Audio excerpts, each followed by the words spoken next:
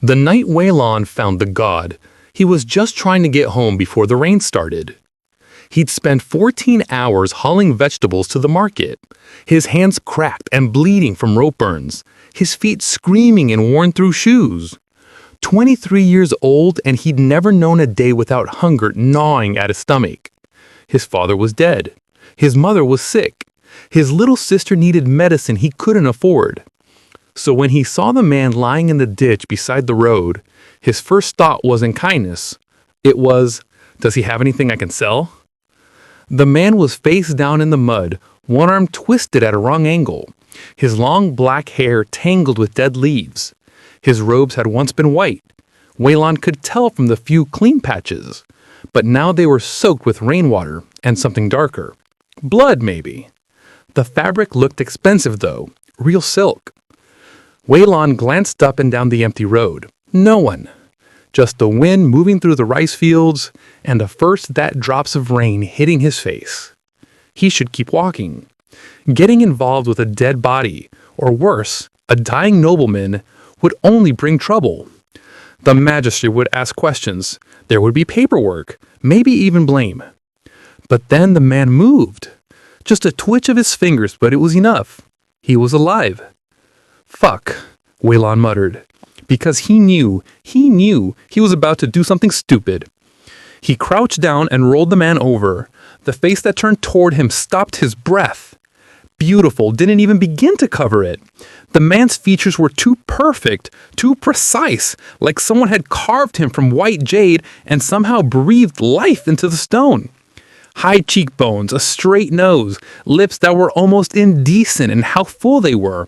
His eyes were closed, lashes dark against skin that seemed to glow even in the dim twilight. But it was more than beauty. Something about this man's face made Wei Lan's chest ache, made him feel like he was looking at something holy, something he had no right to touch with his dirty, calloused hands. "Sir," Wei Lan shook his shoulder gently. "Sir, can you hear me?" No response, but the man was breathing, shallow, painful breaths that rattled in his chest.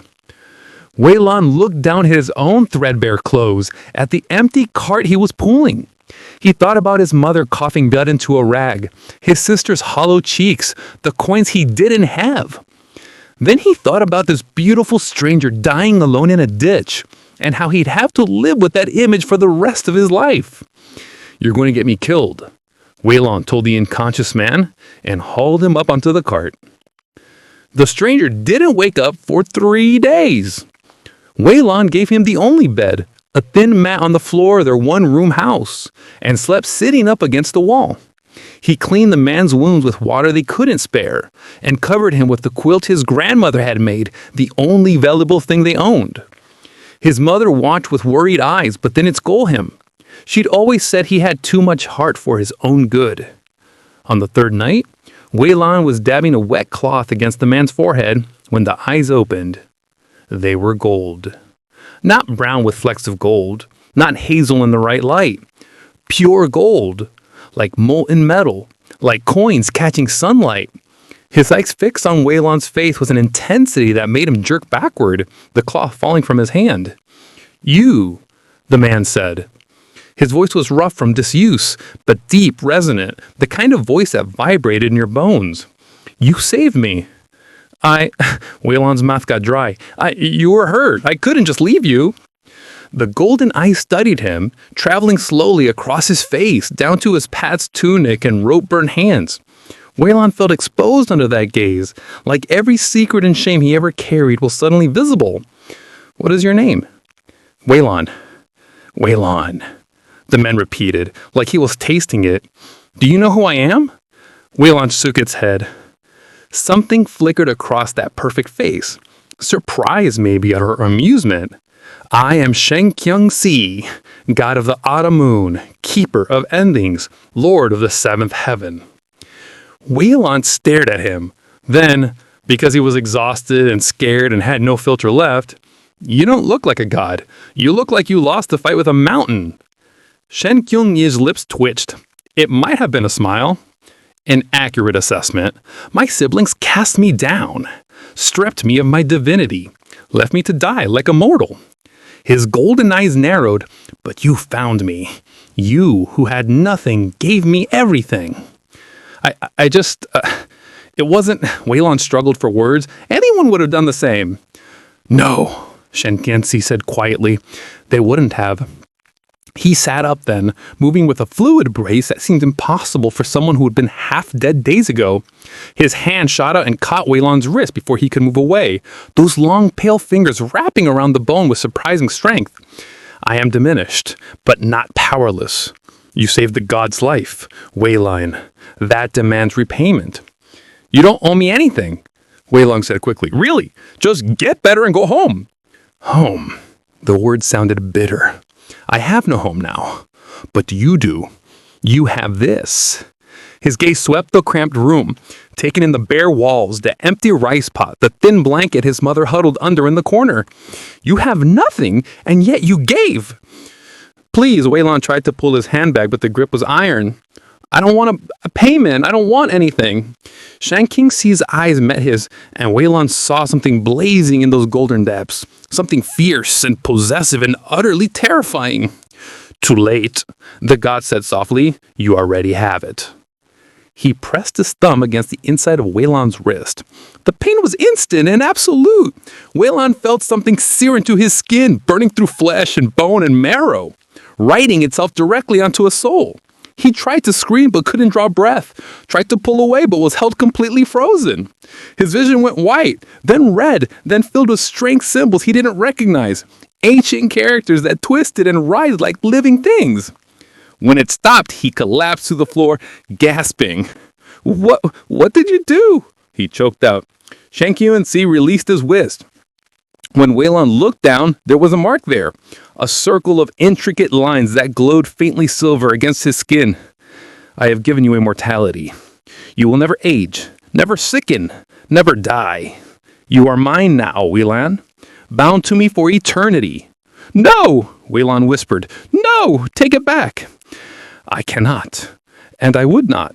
Shan Qianxi reached out and cupped Wei Lan's face with both hands, forcing him to meet those burning golden eyes. "Do you understand? You saved me. You gave me kindness when I had none. You saw me broken and did not turn away." His voice dropped to something raw, desperate. "You are mine, and I will never let you go." Wei Lan tried to run that same night. He waited until Shan Qianxi fell asleep, if gods even slept, and slipped out into the darkness. He made it to the edge of the village before his legs gave out, before something in his chest constricted, and pain exploded through every nerve. He fell to his knees in the dirt, clutching at his heart, unable to breathe.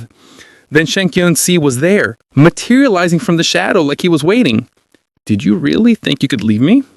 The god's voice was gentle, which somehow made it worse. He knelt down and gathered Wei Lan against his chest, holding him through the pain until it faded. "The bond doesn't allow it. If you go too far from me, it will hurt you. If you persist," he pressed his lips to Wei Lan's temple, "it will be agony." "Let me go," Wei Lan gasped. "Please, this isn't... I didn't agree to this." "You saved me. That was your agreement." Shan Qianxi's heart tightened around him. "I have lived 10,000 years, Wei Lan. I have seen empires rise and fall. I have watched mortals love and fight and die. Over and over. Endless cycles of meaningless existence." His breath was hot against Wei Lan's ear. "And in all that time, no one has ever chosen me when it cost them something." "That doesn't give you the right." "Right?" Shan Qianxi laughed, and it sounded broken. "I am a fallen god. I have no rights. But I have you. I have this, and I will not. I cannot let it go." He carried Wei Lan back to the house, put him back on the mat, laid down beside him, and wrapped around him like a cage made of flesh and bone. "Sleep," Shan Qianxi murmured into his hair. "Tomorrow we'll talk. Tomorrow you'll understand." But Wei Lan didn't understand. Not tomorrow. Not the day after. A week passed. Then two. Shan Qingxiu was everywhere, watching Wei Lan work, following him to the market, sitting silently beside him at meals. Those golden eyes never left him, not for a second. "Why are you doing this?" Wei Lan finally asked one night. when he couldn't take the suffocating attention anymore. "What do you want from me?" They were alone in the house. His mother and sister had gone to a neighbor's, giving them space they definitely didn't need. Shan Qingxiu was sitting cross-legged on the floor, his long hair unbound, wearing a simple robe Wei Lan had given him. He should have looked ordinary like this, human. But the godhood still clung to him, in the way shadows bent around him, and how the lamplight caught his features and made them unearthly. "What do I want?" Shan Qingxiu repeated. He stood up and crossed the room in 2 steps, backing Wei Lan against the wall. "I want you to look at me the way you did that night, when you thought I was just a man, when you touched my face with gentle hands and worried I might die." "I didn't." "You did." One pale hand came up to rest beside Wei Lan's head, trapping him. "You looked at me like I mattered, like I was worth saving. Do you know how rare that is? How precious? In heaven, I was powerful, feared, respected, but never," his voice cracked, "never wanted, never chosen." Wei Lan's heart was pounding so hard it hurt. "This isn't wanting. This is possession." "Yes," Shan Qingxiu said simply. "Yes, it is. Because that's the only way I know how to hold on to something. If I make you immortal, you can't die. If I bind you to me, you can't leave. If I keep you close, you can't forget me." "That's not love," Wei Lan whispered. "That's obsession." "I know," Shan Qingxiu said. "I know what I am. I know what I'm doing to you. And I hate myself for it. But not enough to stop. Never enough to stop." Wei Lan felt something wet hit his cheek. When he looked up, the god was crying. Silent tears that slid down that perfect face and tripped onto Wei Lan's skin. "I fell," Shan Qingxiu said hoarsely. "Do you understand? I didn't just lose my place in heaven, I fell. Everything that made me divine, everything that made me whole, gone. I am broken now, fractured. And the only thing that doesn't hurt is you." His hands cupped Wei Lan's face desperately. "When I look at you, when I'm near you, the emptiness stops screaming. You're the only piece I have left in all the realms." "Then let me help you," Wei Lan said. Because despite everything, despite the mark burning on his wrist, despite the cage he was trapped in, he still felt that ache in his chest when he looked at this beautiful, broken creature. "Let me be your friend, but not your prisoner." "I can't." Wei Lan's voice was barely audible. "If I give you freedom, you'll leave. All mortals leave eventually. They die, or they change, or they find something better. And I cannot..." His breath hitched. "I cannot survive losing you." "So you'd rather force me to stay? Make me resent you?" "Yes," Shan Qingxiu said, and the honesty of it was devastating. "Yes. Because resentment means you're still here. Still alive. Still mine. I will take your hatred if it means I don't have to face eternity alone." Wei Lan closed his eyes. "Try to think. Try to find some way out of this nightmare." But Shan Qingxiu was already kissing him. It wasn't gentle, it was desperate, consuming, like a drowning man gasping for air. His hands tangled in Wei Lan's hair, holding him still as his lips moved against Wei Lan's with bruising intensity. He kissed like he was trying to crawl inside of Wei Lan's skin, like he wanted to merge them into one being so they could never be separated. Wei Lan should have fought, should have pushed them away. But the kiss tasted salt and desperation, and something that might have been devotion. And he found himself kissing back despite everything. Found his hands coming up to grip Shan Qingxiu's robes, pulling him closer instead of pushing him away. When they finally broke apart, both breathing hard. Shen Qingxiu pressed his face into Wei Lan's neck. I will be good to you, he whispered against Wei Lan's skin. I will give you everything. Wealth, power, pleasure, anything you want. I will worship you like the precious thing you are. I will spend eternity making you happy. His lips brushed his pulse point. Just don't ask me to let you go. That is the one thing I cannot do. A month became a year. A year became 10.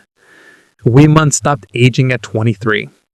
His mother and sister grew older, grayer, eventually died peacefully in their sleep, with full stomachs and warm clothes, gifts from the god who had stolen their son and brother.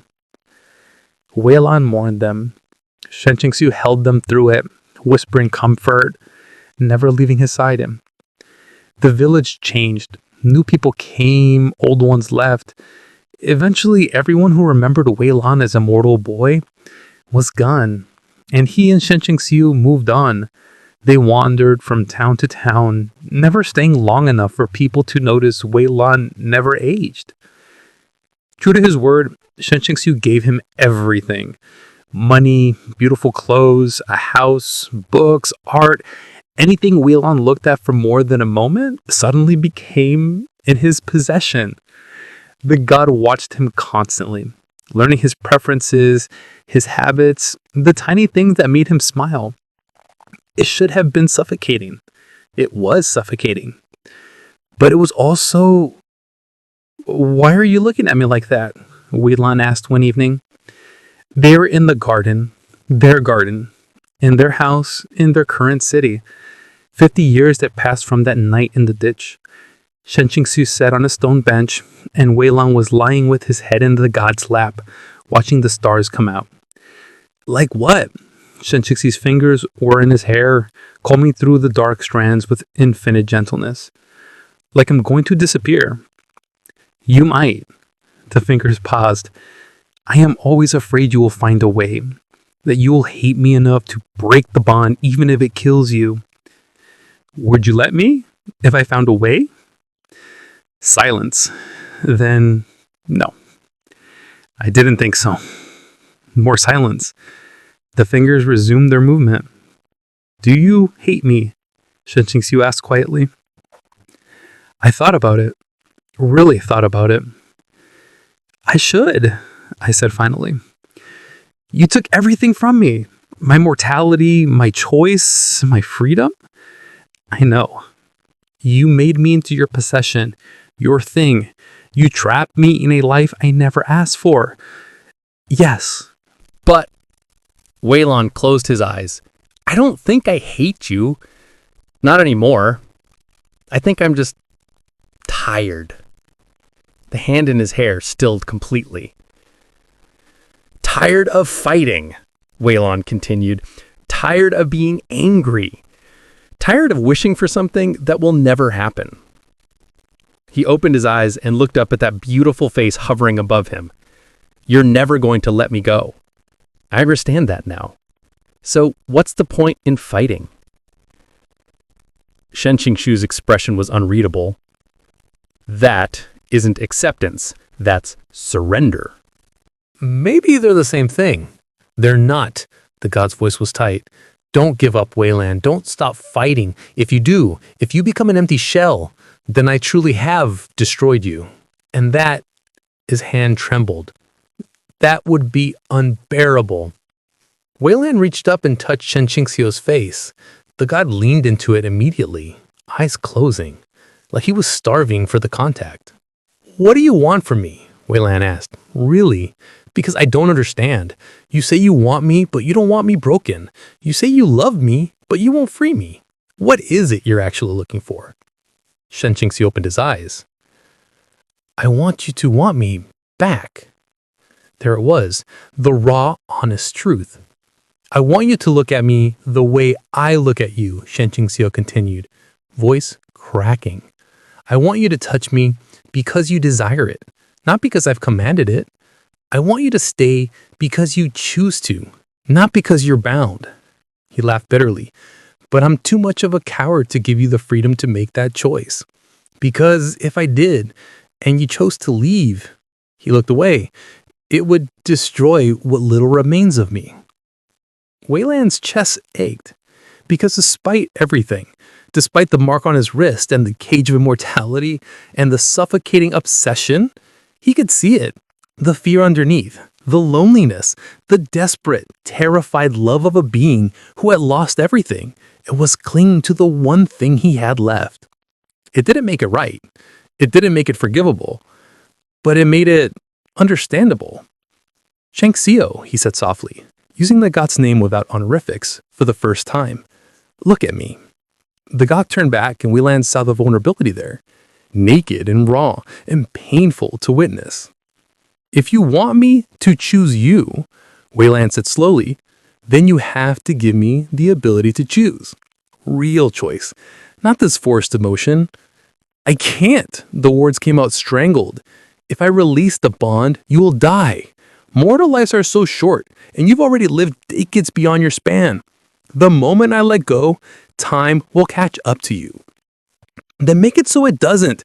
You're a god, a fallen god, broken, weak, but not powerless." Wei Lan sat up, turning to face him fully. "You gave me immortality without my consent. Can you give me the choice to keep it or to let it go?" "Why would you want that?" Shangxiu asked. "Because," Wei Lan said, "I need to know that if I stay with you, it's because I want to, not because I'm forced to." He took Shangxiu's hand. "I need to know that every day I spent with you is my choice, that I'm not just a bird in the cage singing because it has no other option. And if you choose to leave, then I leave, and you let me go." "I can't." Shangxiu's hand clenched around his. "Wait, Lan, I cannot." "Then you'll never have what you actually want. You'll have my body, my presence, but never my heart. Never my genuine love.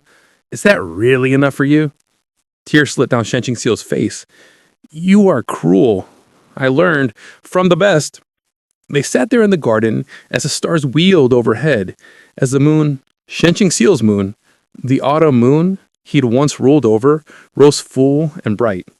Finally, Shangxiu spoke. "If I do this, if I change the bond so you can choose and you leave," his voice broke, "it will kill me. Not physically, but everything inside me that still remembers how to feel, how to hope. It will die. I will become something worse than I am now. Something cold and empty and monstrous." "I know," Wei Lan said. "I know what I'm asking." "Why?" Shangxiu grabbed his shoulders. "Why do you need this? Why can't you just accept what we have?" "Because I can't love a cage," he said simply. "And I think, despite everything, I might be able to love you, if you let me." Shangxiu made a sound like a wounded animal. Then he pulled Wei Lan against him, holding him so tightly it almost hurt, and pressed his face into Wei Lan's hair. "You will destroy me," he whispered. "One way or another, you will be my ending."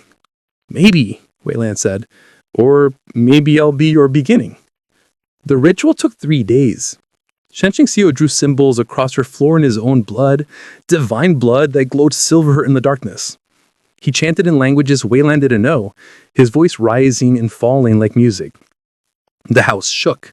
The windows cracked. The air itself seemed to bend around them. On the third night, Shangxiu pressed his hand to Wei Lan's chest, right over his heart. "This will hurt," he said. It did. It hurt worse than anything Wei Lan had ever felt. Worse than the initial binding. Worse than his attempts to run. It felt like something was being ripped out of his soul, like chains were being broken, link by link, from the inside. When it was over, Wei Lan collapsed, gasping. The mark on his wrist was still there, but it looked different now. Less like a brand and more like the tattoo. The line softer, the glow gentler. "It's done," Shangxiu said. He looked exhausted, pale, like the ritual had cost him enormously.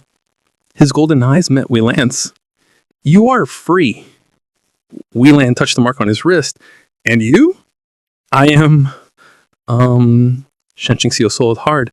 I am terrified. They stood there in the records of the ritual, looking at each other. All those years of captivity, all those years of fighting and resenting, and slowly, painfully coming to understand each other. It all had led to this moment. Wei Lan could leave right now, walk out the door, and never look back. Shen Qingxiu had given him that power. You could feel it, the absence of the bond's pull, the space where chains used to be. Freedom. It should have felt exhilarating. Instead, it felt, "Come here," Wei Lan said quietly. Shan Chongxiu moved toward him like a man walking to his execution. When he was close enough, Wei Lan reached up and pulled him down into a kiss. This one was different from all the others. There was no desperation in it, no force, just softness, choice. The press of lips that wanted to be there. When they parted, Shan Chongxiu was crying again. "Why?" he choked out. "You're free. You can go." "I know," Wei Lan said. He wrapped his arms around the god's waist, feeling him shake. "But I don't want to. Not yet anyway. Maybe not ever." He pulled back to look into those golden eyes. "I want to stay. I want to see what this could be now that it's real. Now that it's my choice. You might change your mind." "I might," Wei Lan agreed. "And if I do, I'll tell you, and you'll let me go, right?" Shan Chongxiu closed his eyes. "Yes, I will let you go, even if it destroys me. Then we have a deal." They stood there, holding each other in the ruins of what had been a prison and was now maybe something else. Something that might, with time, with patience, with genuine choice, become love. Outside, the autumn moon shone bright and clear. Shen Chongxiu had been the god of endings once, but as Wei Lan held him and felt him slowly stop shaking, as he chose to stay and saw the desperate, fragile hope bloom in those golden eyes, he thought maybe this was about beginnings instead. Maybe some endings were just the start of something new. "Wei Lan," Shan Qingxiu whispered against his hair. "Thank you." "For what?" "For saving me. Then and now, and every day in between." Wei Lan smiled. "That's what you do for someone you love." Shen Qingxiu pulled back to stare at him. You love me? I'm choosing to stay, aren't I? I'm choosing you, even though I don't have to. Isn't that what love is?" The god looked at him like he had just been given the world. Then he kissed Wei Lan again and again and again. Each kiss a promise and a prayer and a plea all at once. They had forever stretching ahead of them, a strange, complicated forever built on obsession that was slowly but painfully becoming devotion. It wouldn't be easy.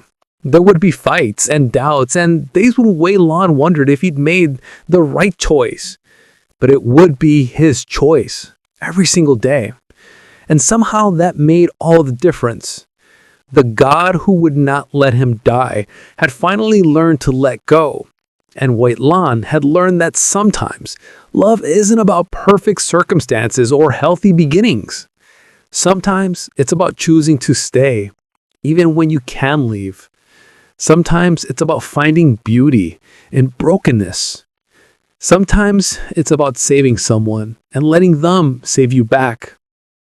And years later, when Wei Lan was asked how he could love someone who imprisoned him, he would smile sadly and say, "He gave me the key. That's when I knew it was real. When he loved me enough to risk losing me." And Shen Chongxiu, standing beside him with those eternal golden eyes, would take his hand and hold it like it was the most precious thing in all the realms. Because it was. Appreciate you watching. Subscribe, like, and share. See you in the next story.